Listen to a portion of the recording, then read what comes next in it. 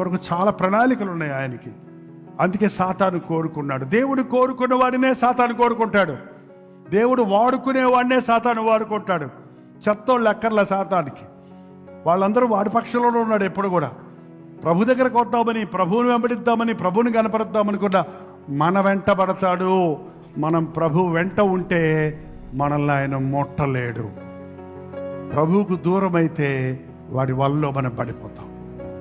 ప్రభువుకు దగ్గరగా ఉండాలంటే దేవునితో సహవాసం కలిగి ఉండాలి. ఎంతసేపు అయింది దేవుడితో మాట్లాడి? ఎన్ని రోజులైంది దేవునితో ఎన్ని సంవత్సరాలైంది దేవుడితో మాట్లాడి? దేవునితో అనుదిన సహవాసం చేయాలి. దేవునితో వ్యక్తిగతంగా నువ్వు సహవాసం చేయాలి. ప్రతి ఉదయము దేవునితో నీ దినచర్య ప్రారంభించాలి. దినమంతటిలో నువ్వు నడుచు మార్గములో ఆయన కృప కొరకు వేడుకోవాలి. దేవునికి నువ్వంటే